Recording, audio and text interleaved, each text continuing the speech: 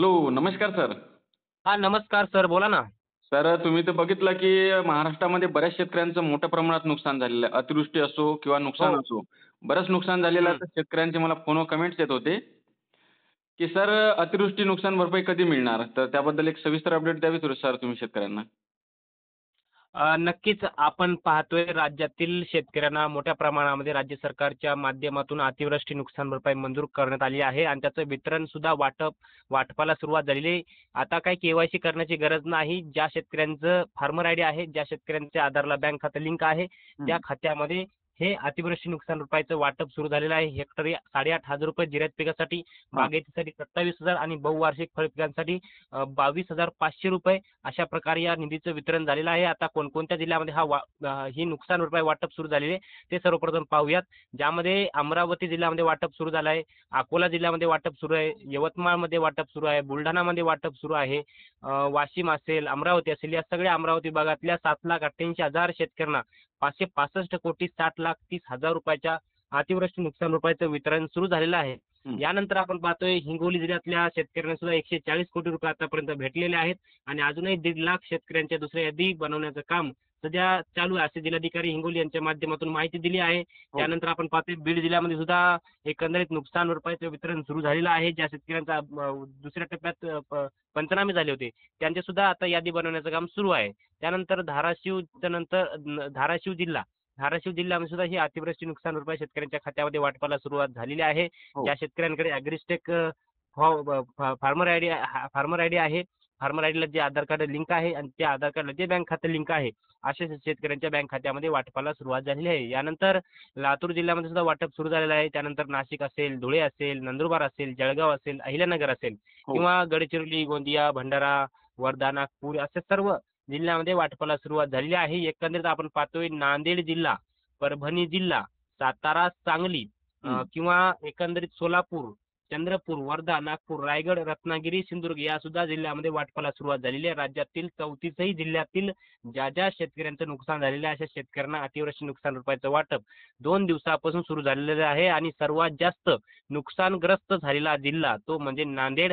नांदेड जिल्ह्यातील तब्बल 7,64,313 शेतकऱ्यांना ₹563,48,62,हजार अतिवृष्टी नुकसान भरपाईचं वितरण सुरू झालेलं आहे. यानंतर परभणी जिल्ह्यातील 2,38,530 शेतकऱ्यांना ₹128,55,38,000 निधीचं वितरण आता हे सुरू झालेलं आहे.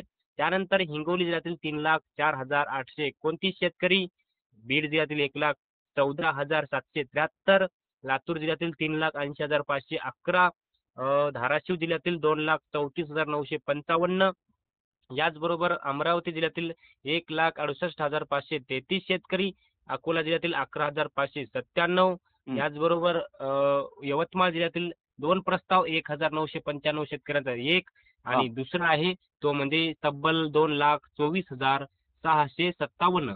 यानंतर वाशिम जिल्ह्याचे सुद्धा 2 प्रस्ताव 3,088 शेतकऱ्यांचा पहिला प्रस्ताव, हां.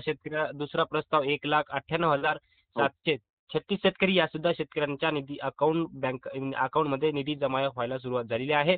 हां. यानंतर बुलढाणा जिल्ह्यातील 27,749 पहिला प्रस्ताव, दुसरा प्रस्ताव बुलढाणा जिल्ह्याचा 1,52,619 शेतकऱ्यांचा. हो. याचबरोबर आपण पाहतो एकंदरीत या अमरावती विभागातील शेतकऱ्यांना ₹565,60,30,000 अतिवृष्टी नुकसान भरपाईचं वितरण हे सुरू झालेलं आहे.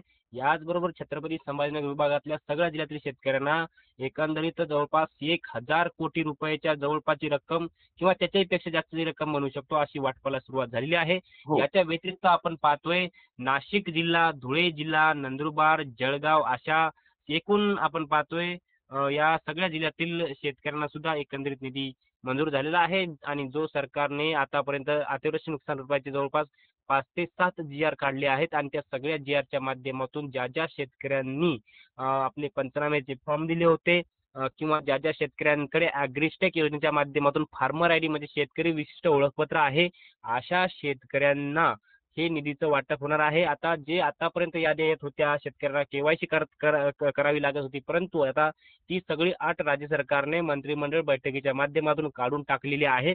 त्यामुळे आता शेतकऱ्यांना हे अनुदान येण्याकरिता केवायसी करण्याची कुठलीही गरज नाही. याचबरोबर राज्याचे मुख्यमंत्री श्री देवेंद्र फडणवीस, याचबरोबर राज्याचे कृषी मंत्री दत्तामामा भरणे यांच्या माध्यमातून जी स्पष्टपणे माहिती दिली आहे, त्या माहितीप्रमाणे आता हे वितरण सुरू झालेलं आहे आणि संपूर्ण सरसकट म्हणजे राज्यातला असा नुकसानग्रस्त एकही शेतकरी राहणार नाही, ज्याला नुकसान भरपाई मिळेल नाही, असे शेतकरी दिवाळीपूर्वी शेतकऱ्यांच्या बँक खात्यामध्ये संपूर्ण निधीचं वितरण होणार आहे आणि यासाठी अजून देखील सुद्धा केंद्राकडून मदत येणार आहे, अशी माहिती सुद्धा मुख्यमंत्र्यांनी सांगितली आहे. याचबरोबर आपण पाहतोय एकंदरीत ओला दुष्काळासंदर्भामध्ये सुद्धा शेतकऱ्यांची 70,000 रुपयाची मागणी होते, परंतु सरकारने अद्यापही ही मागणी मंजूर केलेली नाही. ओला दुष्काळ असेल, शेतकऱ्यांची कर्जमाफी असेल किंवा पंजाब राज्यामध्ये हेक्टरी 50,000 रुपये शेतकऱ्यांना नुकसान भरपाईचे मिळतात. मग आपल्या राज्यात फक्त 8,500 रुपयेच मिळतात.